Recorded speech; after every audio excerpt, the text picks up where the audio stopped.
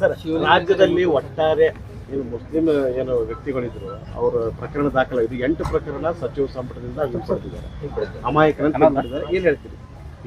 ಈಗ ಸಿದ್ದರಾಮಯ್ಯನವರು ಒಂದು ಅತಿರೇಕದ ಪರಿಣಾಮ. ಈಗ ಪಶ್ಚಿಮ ಬಂಗಾಳದಾಗ ಏನಾಯಿತು, ಮಮತಾ ಬ್ಯಾನರ್ಜಿ ಇಡೀ ಒಂದು ವೇಳೆ ಇನ್ನೊಮ್ಮೆ ಮಮತಾ ಬ್ಯಾನರ್ಜಿ ಮುಖ್ಯಮಂತ್ರಿ ಆಗಿದ್ದರೆ ಅದು ಬಾಂಗ್ಲಾದೇಶದ ಭಾಗ ಆಗ್ತದೆ. ಅಂದರೆ ಅಷ್ಟು ದೇಶದ್ರೋಹಿ ಚಟುವಟಿಕೆಗಳು, ಒಂದು ತುಷ್ಟೀಕರಣ ಮತ್ತು ಹಿಂದೂಗಳ ಮೇಲೆ ಅತ್ಯಾಚಾರ, ಮಹಿಳೆಯರ ಮೇಲೆ ಅತ್ಯಾಚಾರ. ನೋಡಿ, ಒಬ್ಬ ಮಗಳನ್ನು ಅತ್ಯಾಚಾರ ಮಾಡಿದ್ದಕ್ಕೆ ಇವತ್ತು MLA ಆಗಬೇಕಾಗಿತ್ತು. ಅಂದ್ರೆ ಆ ರೀತಿ ಕರ್ನಾಟಕದ ನಡೆದಿದೆ. ಇವರು ಸಿದ್ದರಾಮಯ್ಯನವರು ಅತಿ ಆಯಿತು ನೋಡಿ. ಎಷ್ಟೋ ಹಿಂದೂ ಕಾರ್ಯಕರ್ತರು ಗೋ ರಕ್ಷಣೆ ಸಲುವಾಗಿ ಅವ್ರದ್ದು ಹತ್ಯೆಗಳಾಗ್ಯಾವ ಮತ್ತು ಎಷ್ಟೋ ಸಲ ಅವ್ರ ಮ್ಯಾಗೂ ದಾಖಲೆಗಳಾಗ್ಯಾವ. ಅವ್ರೂ ಸಹ ಸಮಾನ. ನೀನು ಜಾತ್ಯತೀತ ಇತ್ತಂದ್ರೆ ಎಲ್ಲರನ್ನೂ ನೋಡ್ಬೇಕಲ್ಲ. ಒಂದೇ ವರ್ಗದ ಕೆಲವೊಂದು ಕಲ್ಲು, ಯಾರು ನಮ್ಮ ಕೇಂದ್ರ ಸಚಿವರ ಕಾರಿನ ಮೇಲೆ ಕಲ್ಲು ಹೋಗೋದಂಥದ್ದು, ಗುಂಡಾಗಿರಿ ಮಾಡೋದು. ಇವತ್ತು KGಹಳ್ಳಿ DGಹಳ್ಳಿಯಲ್ಲಿ ಪೊಲೀಸ್ ಸ್ಟೇಷನ್ಗೆ ಬೆಂಕಿ ಹಚ್ಚೋದು, ಹುಬ್ಬಳ್ಳಿಯಲ್ಲಿ ಪೊಲೀಸ್ ಸ್ಟೇಷನ್ ಬೆಂಕಿ ಹಚ್ಚೋದು. ಇಂಥವ್ರನ್ನೆಲ್ಲ ನೀವು ಬಿಟ್ಕೊತ ಹೋದರೆ ಕರ್ನಾಟಕದಲ್ಲಿ ಅರಾಜಕತೆ ಆಗ್ತದೆ. ಮುಂದೆ 2028ಕ್ಕೆ ನಿಮ್ಮನ್ನ ಕಾಂಗ್ರೆಸ್ನ ಬುಡ ಸಹಿತ ಜನ ಕಿತ್ತೊಗಿತಾರೆ. ಕ್ರೈಮ್ ಮಾಡಲಿಕ್ಕೆ ಪ್ರೋತ್ಸಾಹ ಕೊಟ್ಟ ನೋಡ್ರಿ. ಈಗೆಲ್ಲ ನೀವು ಕೇಸ್ ತಗೋತ ಹೋದರೆ ಇದನ್ನು ನೋಡ್ರಿ ಆಗಬೇಕು. ಈಗ ಅದನ್ನು ಕೋರ್ಟ್ನಾಗ ಚಾಲೆಂಜ್ ಮಾಡ್ತಾರೆ. ಇಂಥ ಪ್ರಕರಣಗಳಲ್ಲೆಲ್ಲ ಹಂಗೆ ಹೆಂಗೆ ಬೇಕಾದಂಗೆ ನಾವು ಬೇಜವಾಬ್ದಾರಿತನ ತಗೊಳಕ್ಕೆ ಆಗೋದಿಲ್ಲ. ನ್ಯಾಯಾಲಯ ಅನ್ನೋದು ಒಂದು ಐತಿ ದೇಶನಾಗ.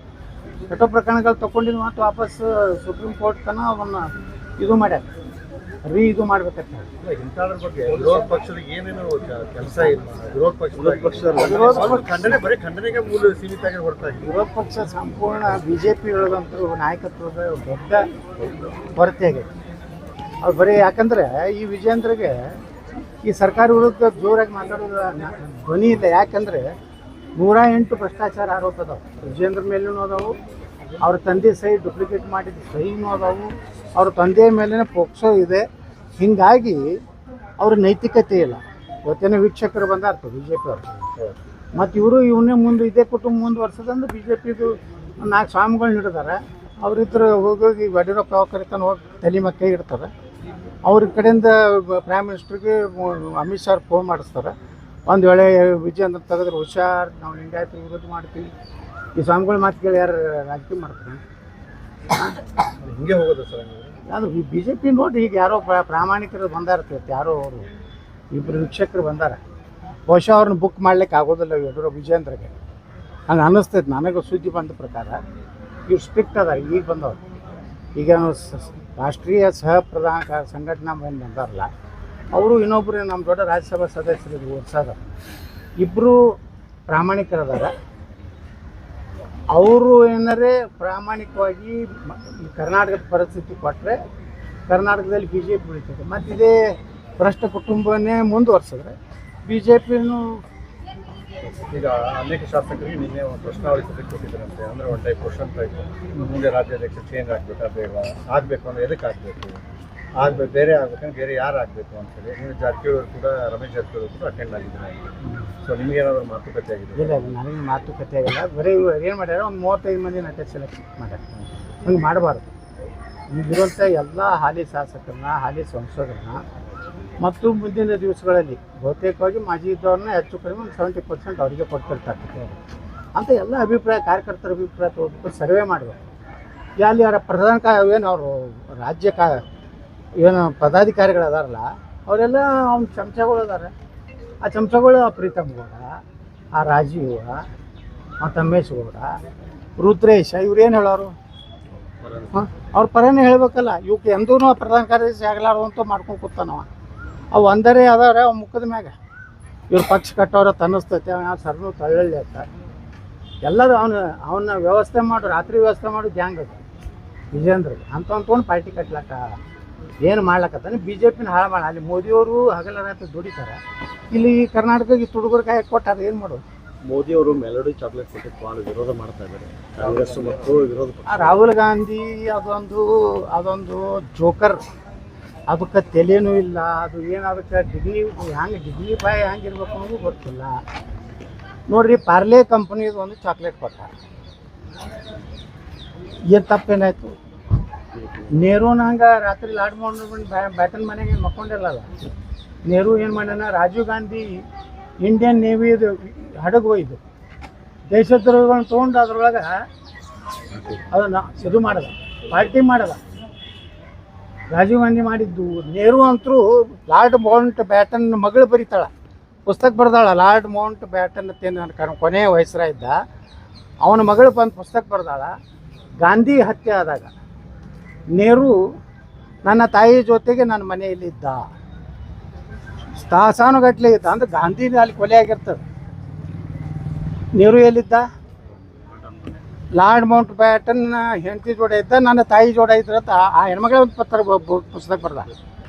ನೋಡಿ, ಇಂಥ ದೇಶದ್ರೋಹಿ ಕೆಲಸ ಮಾಡಿದಂಥ ಕುಟುಂಬ ಅದು ಮತ್ತು ಅದಕ್ಕೆ ಯಾವುದೂ ಇಲ್ಲಲ್ಲ. ಅದು ಯಾವ ಜನಾಂಗದ್ದು ಅದೂ ಇಲ್ಲಲ್ಲ. ಹಿಂದೂವರೇ ಐತೆ, ಅದು ಇಲ್ಲ. ಮತ್ತೊಂದು ಜನಾಂಗ ಅದೂ ಇಲ್ಲ. ಅದು ಯಾವುದೇ ಪೂರ್ತಿ ಕ್ರಾಸ್ ಐತೆ. ಹೀಗಾಗಿ ಅವ್ನಿಗೆ ಏನು ಬರ್ತದೆ ಬಾಯಿಗೆ ಬಂದಂಗೆ ಮಾತಾಡ್ತಾನೆ. ಅದು ಗೌರವನೇ ಕಳ್ಕೊಂಡ್ಬಿಟ್ಟ. ಅವ ಹೆಂಗೆ ಬರ್ಬೇಕು, ಪಾರ್ಲಿಮೆಂಟಿಗೆ ಹೆಂಗೆ ಬರ್ಬೇಕು ಅನ್ನೋ ಕಲಿಸ್ಕೊಳ್ಕೊಂಡಿಲ್ಲ. ಚಾಕ್ಲೇಟ್ ತಿನ್ಕೊಟ್ಟು ಬರ್ತಾನೆ, ಅಂಗಿ ಗುಂಡಿ ತಗೊಂಡು ಬರ್ತಾನೆ. ಒಂದು ಪಾರ್ಲಿಮೆಂಟ್ನಾಗ ಎಂತಿಂತವ್ರು ಆಗಿ ಹೋಗ್ಯಾರ ಈ ದೇಶನಾಗ. ವಲ್ಲಭಭಾಯಿ ಪಟೇಲ್ರು, ಲಾಲ್ ಬಹದ್ದೂರ್ ಶಾಸ್ತ್ರಿಗಳವರು, ಎಂತಿಂಥ ಪುಣ್ಯಾತ್ಮರು ಅಲ್ಲಿ ಕೂತು ಹೋಗ್ಯಾರ. ವಿರೋಧ ಪಕ್ಷದಾಗ ಎಂತಿಂತವ್ರು ಇದ್ರು ಹಿಂದೆ. ಈಗ ಇಂಥವನು ಒಬ್ಬನ ಅಯೋಗ್ಯ ನಮ್ಮ ಮೊದಲು ಇವನೇ ದೇಶದ್ರು ಒಳಗೆ ಹಾಕ್ಬೇಕು. ಅಷ್ಟ ಹಗರಣ ಅದಾವ. ಇವ ಸುಬ್ರಹ್ಮಣ್ಯಂ ಸಾಹೇಬ್ ಹೇಳಿದ್ರು, ಗಾಂಜಾ ಚರಸ್ಸು ಇದ್ರಾಗ ನಶೆದಾಗ ಇಂಟರ್ನ್ಯಾಷನಲ್ ಏರ್ಪೋರ್ಟ್ನಾಗ ಸಿಕ್ಕಿದ್ದ. ಅವತ್ತು ಅಟಲ್ ಬಿಹಾರಿ ವಾಜಪೇಯಿ ಪ್ರಧಾನಮಂತ್ರಿ ಇದ್ರು, ನಮ್ಮ ದೇಶದ ಮರ್ಯಾದೆ ಹೋಗಬಾರ್ದು ಅಂತೇಳಿ ಇವನು ಬಿಡಿಸ್ಯಾರ. ಇವನ ಏನೋ ಹೋಗಿದ್ದಲ್ಲ, ಇವ ಡ್ರಗ್ ಅಡಿಕ್ಟ್ ಇದ್ದ. ಪ್ರಧಾನಮಂತ್ರಿ ಬಗ್ಗೆ ಮಾತಾಡೋ ನೈತಿಕತೆ ಇಲ್ಲ. ಪ್ರಧಾನಮಂತ್ರಿ ಇಡೀ ತನ್ನ ಜೀವನಾನೇ ದೇಶಕ್ಕೆ ಕೊಟ್ಟಂಥ ಪ್ರಧಾನಮಂತ್ರಿಗಳದಾರ. ಈ ಚಾಕ್ಲೇಟ್ ಪಾಕ್ಲೇಟ್ ಕೊಡುವಂಥದ್ದು ಏನಿಲ್ಲ. ಚಾಕ್ಲೇಟ್ ಕೊಟ್ಟಿದ್ದರಿಂದ ನಮ್ಮ ದೇಶದ ಒಂದು ಪ್ರಾಡಕ್ಟು ಜಗತ್ತಿಗೆ ಗುರ್ತಾಯಿತು. ಅಂದ್ರೆ ಭಾರತನಾಗೂ ಇಂಥ ಒಂದು ಚಾಕ್ಲೇಟ್ ತಯಾರು ಮಾಡ್ತಾರಪ್ಪ. ಮತ್ತು ಅವರು ಇಟ್ಲಿ ಪ್ರಧಾನಮಂತ್ರಿನೇ ಅಪ್ರಿಷಿಯೇಟ್ ಮಾಡ್ಯಾರಲ್ಲ, ಪರಿಶ್ರಮಿ ಪ್ರಧಾನಮಂತ್ರಿ ಅಂತೇಳಿ ಬಿರುದು ಕೊಟ್ಟಾರ. ಯಾರು? ಇಟ್ಲಿ ಪ್ರಧಾನಮಂತ್ರಿ. ಹಾರ್ಡ್ ವರ್ಕ್, ಪರಿಶ್ರಮ ಅನ್ನುವಂಥದ್ದಕ್ಕೆ ಯಾವುದೋ ಒಂದು ಸಂಸ್ಕೃತಿ ವರ್ಡ್ ಉಪಯೋಗ ಮಾಡಿ ಅದನ್ನು ಹಾರ್ಡ್ ವರ್ಕ್ ಅಂತ ಹೇಳ್ತಾರೆ. ಒಬ್ಬ ದೇಶದ ನೋಡ್ರಿ, ನಿನ್ನೆ ಶರದ್ ಪವಾರ್ ಹೇಳ್ಯಾರ. ಶರದ್ ಪವಾರ್ ವಿದೇಶದ ಪ್ರಧಾನಮಂತ್ರಿ ಹೋಗಿದ್ದನ್ನ ನಾವು ಅಪಮಾನ ಮಾಡಬಾರ್ದು. ಅವ್ರ ದೇಶಕ್ಕೆ ಒಳ್ಳೇದಾಗೋದಕ್ಕೆ ಅವ್ರೇನು ನೋಡ್ರಪ್ಪ, ನಮ್ಮ ಮೋದಿಯವರಿಗೆ ಏನು ಕುಡಿ ಚಟ ಇಲ್ಲ, ತಿನ್ನು ಚಟ ಇಲ್ಲ, ಯಾವುದೂ ಇಲ್ಲ. ಅವ್ರು ಎದಕ್ಕೆ ಹೋಗ್ತಾರೆ? ದೇಶದ ಸಲುವಾಗಿ. ಇವತ್ತು ಬ್ರೆಜಿಲ್ಗೆ ಹೋದರು. ಅಲ್ಲಿ ಹೋದರೆ ಒಂದೊಂದು ದೇಶಕ್ಕೆ ಹೋದರೆ ಒಂದೊಂದು ದೇಶಕ್ಕೆ ತೊಗೊಂಡು ಬರ್ತಾರೆ. ಯಾರು? ರಾಜರಾಜ ಚೋಳನ ಕಾಲದಲ್ಲಿ 1016ನೇ ಇಸ್ವಿಯಲ್ಲಿ ಅವರ ಇತಿಹಾಸ. ಇವತ್ತು ತಮಿಳ್ನಾಡ್ದಾಗ ಏನೋ ಸಂಸ್ಕೃತ ಅಂದ್ರೆ ಅವ್ರ ವಿರೋಧಿಗಳು, ಅಲ್ಲಿಂದ ಸನಾತನ ಧರ್ಮದ ವಿರೋಧಿಗಳು ಏನೊಂದು ಇದೆ. ಆ ರಾಜರಾಜ ಚೋಳ ಏನಿದ್ದ ಅವನದು ಇದು ಎಲ್ಲಿ ತಾನೇ ಕಾಂಬೋಡಿಯಾ ತಾನೇ ಇತ್ತು ಒಂದು ರಾಜ್ಯ. ಅವ್ರ ಇತಿಹಾಸ ಇರಲಿಲ್ಲ. ಇವತ್ತು ಇತಿಹಾಸಕ್ಕೆ ಮೋದಿಯವರು ಹೋಗಿದ್ದರಿಂದ ಅವನ್ನೆಲ್ಲ ನಮ್ಮ ಪ್ರಧಾನಮಂತ್ರಿಗಳು ಕೊಟ್ಟಾರೆ. ಅಂದರೆ ಚೋಳ ಡೈನಾಸ್ಟಿ ಏನಿತ್ತಲ್ಲ ಭಾರತದಲ್ಲಿ, ಅವರು ಅವಾಗ ವಿದೇಶದ ವ್ಯಾಪಾರ ಮಾಡ್ತಿದ್ರು. ಚೋಳ ರಾಜ ಕಟ್ಟಿದಂಥ ಆ ದೇವಸ್ಥಾನ ನೋಡಿದ್ರೆ ಇವತ್ತು ಅದ್ರ ಮ್ಯಾಗಿನ ಗುಮ್ಟ ಹೆಂಗೆ ಇವತ್ತಿನ ಇಂಜಿನಿಯರ್ಸ್ಗಳಿಗೆ ಸಹಿತ ಚಾಲೆಂಜ್ ಐತಿ.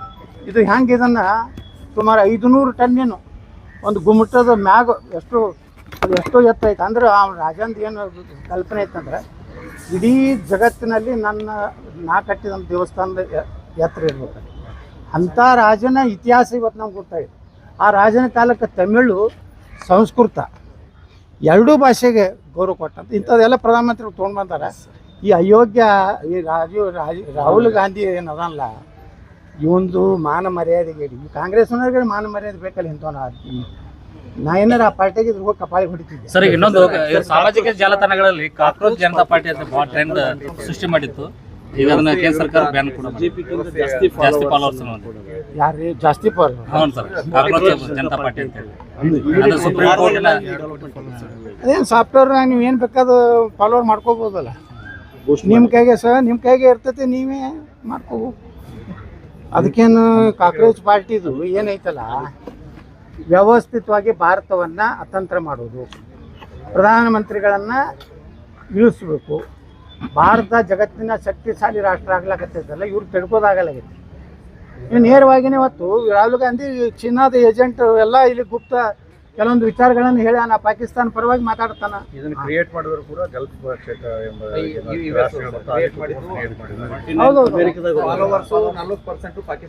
ಅದೇ ಅದೇ ನಿನ್ನೆ ಕಾಂಗ್ರೆಸ್ನವರು ಟಿ ಶರ್ಟ್ ಬಿಡುಗಡೆ ಮಾಡ್ಯಾರ. ಅದು ಕಾಂಗ್ರೆಸ್ಸೇ ದೇಶದ ಅದೇ ಕಾಂಗ್ರೆಸ್ ಒಂದು ದೇಶದ್ರೋಹಿ ಪಾರ್ಟಿ ಆಗೈತಿ. ಯಾಕೆ ಅವ್ರಿಗೆಲ್ಲರಿಗೂ ಈ ದೇಶನಾಗ ಏನಾಗೈತಿ, ಇವೆಲ್ಲ ಕೆಲವೊಂದು ಈ ಕಮ್ಯುನಿಸ್ಟ್ ವಿಚಾರದವರು, ಈ ಲೆಫ್ಟಿಸ್ಟ್ ಏನದಾರಲ್ಲ, ಮತ್ತು ಈ ದೇಶವನ್ನು ಬೆಳವಣಿಗೆ ನೋಡೋದು ಸಹನೆ ಆಗ್ಲಾರಂತ ಅದು ಎಲ್ಲ ಟೀಮ್ ಕೂಡ್ಕೊಂಡು ಪಾಕಿಸ್ತಾನದವ್ರು ಮೆಂಬರ್ ಆದರೆ ಈಗ ಭಾರತಕ್ಕೇನು ಸಂಬಂಧ ರೀ? ಪಾಕಿಸ್ತಾನದಾಗ ಮಾಡ್ಕೊಳ್ಳಿ ಕಾಕ್ರೋಚ್ ಪಾರ್ಟಿ, ಅಲ್ಲೇ ಅವನು ಅವಕ್ಕೆ ತಿಲ್ಲ ಕೂಳಿಲ್ಲ, ಅವೇ ಬಿಕನಾಸಿ ಹಂಗೆ ಅಡ್ಡಾಡಕತ್ತಾವು. ಈಗ ನಮ್ಮ ದೇವ್ರ ಹೆಸರು ಇಡ್ಲಾಕತ್ತವ್ರು ಅವ್ರು ಉಲ್ಟಾ. ಮತ್ತು ಲಾಹೋರ್ನಾಗ ಜೈನ ಟೆಂಪಲ್ ಚೌಕತ್ತಿಟ್ಟಾರ. ನಿನ್ನೆ ನೋಡಿದ್ರಲ್ಲ, ಎಲ್ಲ ಯೂಟ್ಯೂಬ್ದಾಗ ಬರ್ಲಾಕತ್ತೈತೆ. ಅಲ್ಲಿಂದ ಕೃಷ್ಣಾನಗರಿ ಅಂತ ಹೆಸರಿಟ್ಟಾರ. ಅಂದ್ರೆ ಲಾಹೋರ್ ಅನ್ನುವಂಥದ್ದು ಏನಿದೆಯಲ್ಲ, ರಾಮನ ಮಗ ಲವ ಕಟ್ಟಿದಂಥ ನಗರ. ಅದಕ್ಕೆ ಅವರೊಂದು ಏನು ನಾವು ಹೆರಿಟೇಜ್ ಅಂತೀವಲ್ಲ, ಹೆಂಗೆ ಭಾರತದ ಒಂದು ಹೆರಿಟೇಜ್ ಇದೆಯಲ್ಲ, ಹಂಗೆ ಪಾಕಿಸ್ತಾನದಲ್ಲಿ ಏನು ಮೂಲ ಏನಿತ್ತು, ಇನ್ನವರೆಗೆ ಇಷ್ಟು ಮುಸ್ಲಿಂ ರಾಷ್ಟ್ರ ಆದರೂ ಸಹಿತ ಇನ್ನೂ ಅವ್ರು ಕೃಷ್ಣಾನಗರಿನೇ ತರ್ತಾರೆ, ಜೈನ ಟೆಂಪಲ್ ಚೌಕನೇ ತರ್ತಾರೆ. ಅಂದ್ರೆ ಭಾರತದ ಇದನ್ನು ಮಾಡ್ಲಕತ್ತಿ ಉದ್ದೇಶ ಏನಂದರೆ ಹೊರಗಿನ ಹಣ ತೊಗೊಂಡು ಬರ್ಲಕ್ಕ. ವರ್ಲ್ಡ್ ಹೆರಿಟೇಜ್ ಅಂತ ಒಂದಿದೆ, ಅಲ್ಲಿ ದುಡ್ಡು ಹೊಡಿಲಾಕ ಸುಮಾರು 50,000 ಕೋಟಿ ರೂಪಾಯಿ ಹೊರಗೆ ತರ್ಬೇಕಂತ ಹಿಂದೂ ಹೆಸರು ಇಡ್ಲಾಕತ್ತಾರೆ. ಅಂದ್ರೆ ಪಾಕಿಸ್ತಾನ ಅಷ್ಟು ದಿವಾಳಿ ಆಗೈತೆ ಅನ್ನೋದಕ್ಕೆ ನೀವು ಉದಾಹರಣೆ.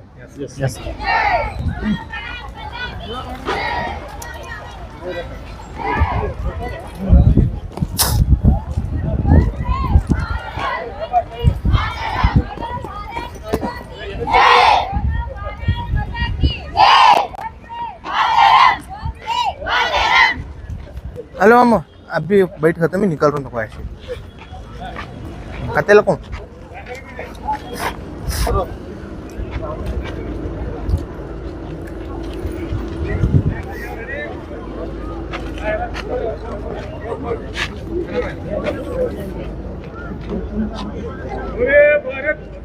अभी पालतू गली केळकूಡು ಈ ಕಡೆ ಕೇಳ್ಕೂಡು.